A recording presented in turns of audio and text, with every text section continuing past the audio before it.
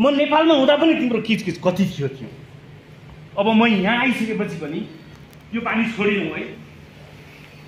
काट्नुले कुरा काट्ने बानी छैन मेरो। कपाल काट्छु, चिन्ता नगर। कपाल काट्न पनि मलाई कम गाह्रो छ र अब बल्ल बल्ल हप्तामा 2 दिन छुट्टी हुन्छ हैन। अब त्यो 2 दिन छुट्टीमा यसो साथीभाइलाई भेट्नै पर्यो। टुच्च लाउँछु उनीहरू, म चाहिँ हेर्छु। लुगा धुनै पर्यो, नुहाइ गर्नै पर्यो। बुझेकै छौ नि तिमीले? कपाल काट्नु कहिल्यै फुर्सद नगएको कि मलाई। अब यहाँबाट ठ्याक्कै 1 घन्टा गाडीमा चढेर जानुपर्छ। आज काट्छु हौ, लुगा लाउँदैछु देख्दिनौ। 1 घन्टा भाडा पनि यति धेरै छ नि भनेर साध्य छैन।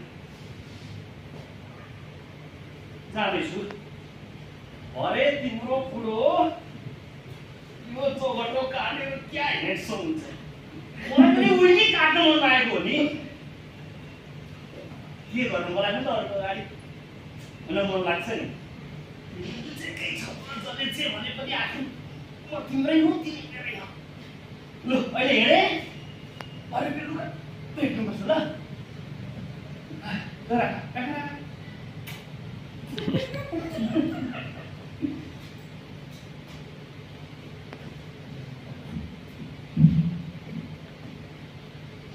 Handsome salon.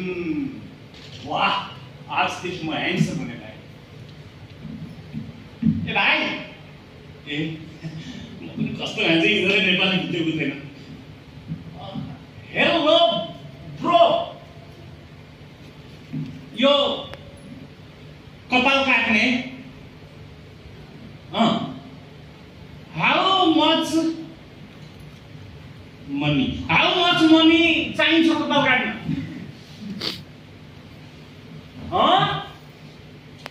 बाप्रे, त्यत्रो बिधी पैसा? काट्दिन म यो कपाल काट्दिन। 5 चोटि कपाल काट्ने पैसाले त सिँगै नेपाल जाने भाडा पुग्छ। बाई। हार्दिक धन्यवाद। यात्री बोल्नु पर्दैन, अरूले नै गलाउँछन्। यात्री बोल्नु पर्दैन, अरूले नै गलाउँछन्। आफू चल्नु पर्दैन, रिमोटबाटै चलाउँछन्। मरे जस्तै चितामाथि सुत्नु मात्रै पर्छ यहाँ। आफू चल्नु पर्दैन, अरूले नै चलाउँछन्। मेरा आदरणीय गुरु दाजु अशेष मल्लप्रति नमन व्यक्त गर्न चाहन्छु। दाजु रमेन्द्र कोइराला जो आजको कार्यक्रमको हिरो हुनुहुन्छ, उहाँप्रति सम्मान भाव जाहेर गर्न चाहन्छु र तपाईँ सबैलाई सलाम हुन्छु। विराटनगरमा हाम्रो पूर्वतिर एउटा रिक्तता महसुस भइराखेको छ केही लामो समयदेखि। त्यो रिक्तताको फाइदा काठमाडौँले पाएको छ कि जस्तो लाग्छ मलाई। ममता मृदु, मैले उनको अगाडि प्रशंसा गर्न खोजेको होइन। म श्रीम दाइले हाकी राख्नुभएका कुरा जस्तै कसैको सस्तो प्रचार गर्ने मान्छे पनि होइन। दाजुले अघि बडा मजाले अवायर गरिदिनु भएको छ। ममता मृदु भनेको नाम होइन, अभियान हो। एउटा भङ्गालो हो साहित्यको, लघुकथाको, साहित्यका अनेकौं आयामहरूको, अनेकौं विधाहरूको एउटा भङ्गालो ममता मृदु। मलाई त्यस्तो लाग्छ। ममता मृदुसँग बसेर हामीले विराटनगर र पूर्व झोराहाट लगायत कोशी प्रदेशका अनेकौं ठाउँहरूमा थुप्रै कार्यक्रमहरू गरेका छौँ। उनी हुँदाखेरि जुन उज्यालो कार्यक्रमले पाउँछ, जुन सार्थकता कार्यक्रमले पाउँछ, आज केही रिक्तता हामीलाई महसुस भएको छ। जब नारी स्रष्टा समाजको आयोजनामा रमेन्द्र दाजुको कथा सङ्ग्रहमाथि विमर्श हुने, उहाँका कथाहरू वाचन हुने भन्ने कुरा सुने। मेरो 3 गतेको कार्यक्रम छ, मोरङ समाज काठमाडौँको एउटा रजत महोत्सव छ, त्यसमा एउटा कविता वाचनका लागि म आएको हो। तर यो थाहा पाउने बित्तिकै मलाई यहाँ कति बेला आउँ भइसकेको थियो। खासमा मैले रमेन्द्र दाजुसँग, ममता बहिनीसँग अनुमति मागेँ। मैले त्यो कार्यक्रममा इन्ट्री पाउनुपर्छ। उहाँहरूले सहजै मलाई त्यो इन्ट्री दिनुभयो र आज तपाईँहरूसम्म भेटेर सम्बन्ध नवीकरण गर्ने मौका पाएको छु र जसलाई चिनेको थिइनँ आज चिन्ने मौका पाएको छु।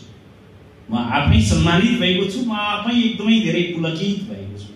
तपाईँहरू जस्तो भव्य स्रष्टाहरू, अग्रज साहित्यकारहरू, मेरा आदरणीय गुरु अशेष दाई मसँग रिसाउनु भएको छ, अब रिसाउनुहुन्न। विराटनगर जाँदा एउटा उहाँसँग मैले भेट्ने वातावरण बन्न सकेन, म क्षमा चाहन्छु यो मञ्चबाट। ओके, मलाई 2 मिनट टाइम दिएको थियो, मैले घोटाला गरिसकेँ, म त्यो गर्न चाहन्न।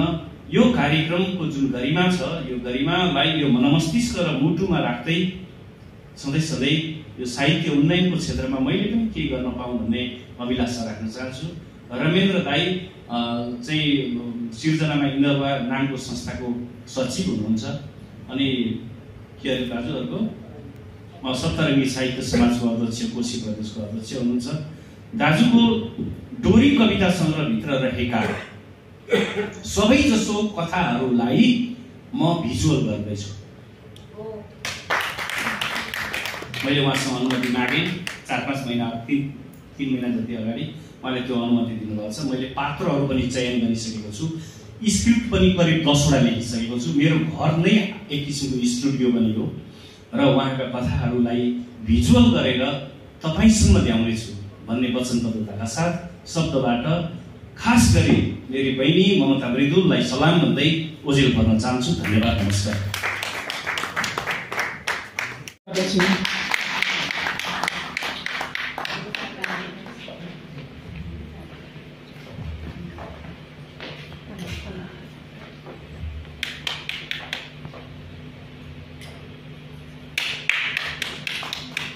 अब सिधा कार्यक्रममा प्रवेश गर्दैछु।